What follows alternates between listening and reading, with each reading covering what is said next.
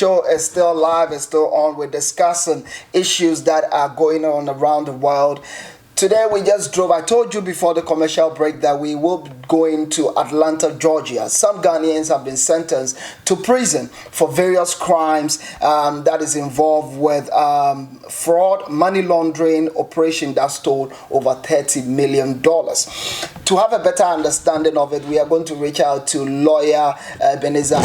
Lawyer Ebenezer PJ have been instrumental when it comes to information every time when it comes to the United States legalities. When we seek better understanding and we reach out to him, he's always there to give us a better clarification. And I want to say a very big thank you to lawyer each and every time. Let me tell you something about lawyer. Lawyer is not just a legal practitioner. He's not just an attorney. He's also a reverend minister ordained, and his church is at Free Methodist Church of North America.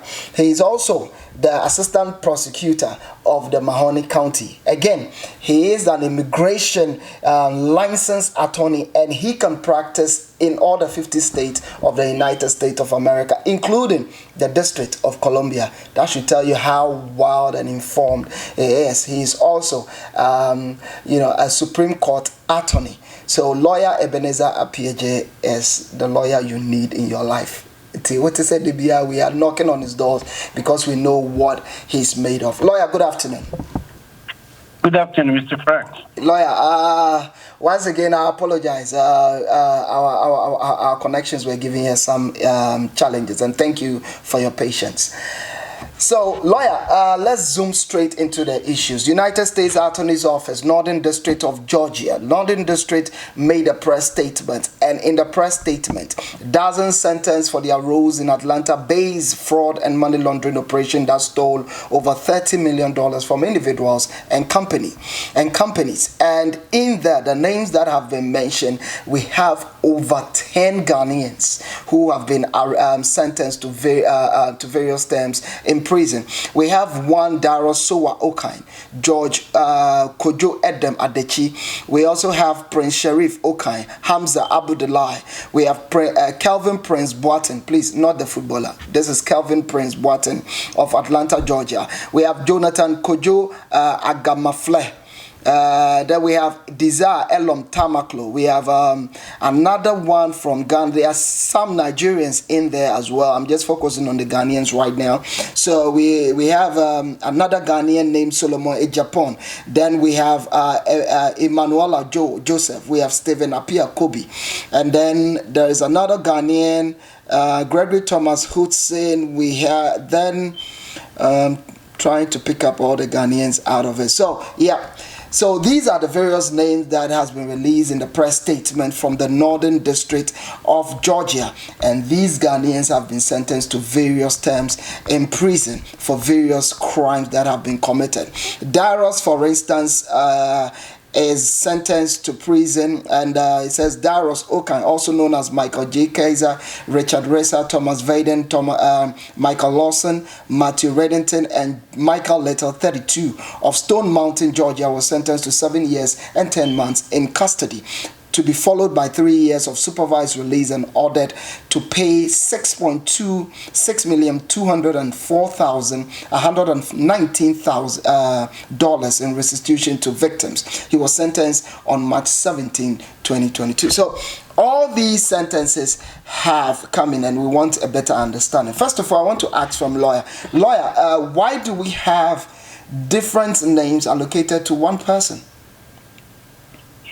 Yeah, in certain cases, because of the fraud, usually some individuals will use different names. They use aliases, and when investigation disclose those kind of names, every charge, you have to include every name you use to defraud people. That is why this individual might have multiple names. He used aliases, he used multiple names to defraud his victims, and all those names will be under the charge. Okay, all right. That gives a better clarification of it. So, lawyer, there seems to be a rise in this fraud when it comes to scams, money laundering, romance scams. The other day you did indicate the rise of social media has a contributing factor to this. But my question is, it's more like now we are having a lot of Ghanaians involved. Yeah, this is an old age scheme that's been going on. As a matter of fact, I had to clarify that even before social media. But now it's very rampant with social media. It is easier for people who are a little bit technologically savvy to able to scheme other people who are not, who are technologically challenged. And unfortunately, some of our fellow Ghanaians in United States or even outside United States have jumped on this wagon. You can have the pleasure for a moment, but always know when you are dealing with American citizens, the law will always come after you. There's always investigation. There were multiple of federal departments that investigated this criminal ring, or if I put it this way, criminal scheme. Lawyer, now let's look at the sentences. What it means. Let's take almost all of them. They are asked to ordered to pay a certain amount in restitution to victims, and then some of them will be under supervised released. All these were given on the day of verdict after they all pled guilty to the conspiracy to commit money laundering and various degrees of crimes. Lawyer, what does it mean for you to pay in restitution to victims, and what does a supervised release, what does it mean? So what it means, even though this is not a violent crime, it is also not a victimless crime. There are victims involved. People retirement plan has been taken. People hard-earned money has been duped. And so even though I can see that they did not receive maximum sentencing, they received, reasonable sentence under the federal sentencing guidelines. But they will always be asked to pay restitution, which means the money that you took from the victims, you are called to pay.